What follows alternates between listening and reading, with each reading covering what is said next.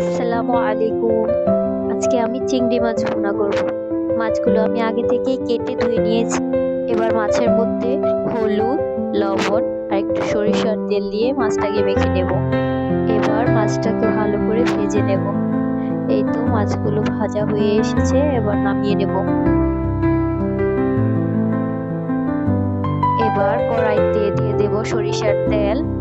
তার মধ্যে দিয়ে দেব আগে থেকে কেটে রাখা পেঁয়াজ কুচি।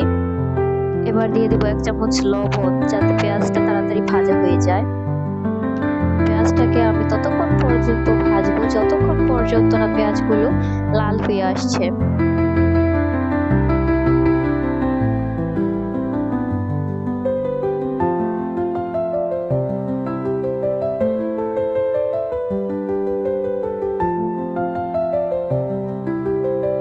এই তো পেঁয়াজগুলো প্রায় লাল লাল হয়ে এসেছে। এবার দিয়ে দেব আদা রসুন বাটা। আদা রসুন বাটাটা পেঁয়াজের সাথে ভালো করে একটু নেড়ে চেড়ে ভেজে নেব, যাতে ওর কাঁচা গন্ধটা চলে যায়। ভাজা হয়ে গেলে তার মধ্যে দিয়ে দেব পানি। এবার দিয়ে দেব হলুদ গুঁড়া, ধনে গুঁড়া, মরিচ গুঁড়া,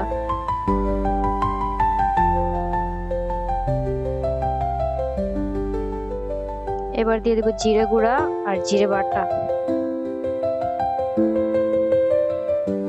এবার দিয়ে দেব টক দই।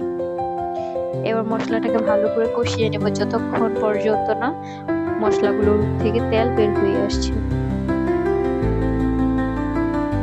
এই তো তেল ভেসে উঠেছে। এবার একটু গরম মশলার ফাঁকি দিয়ে দিলাম।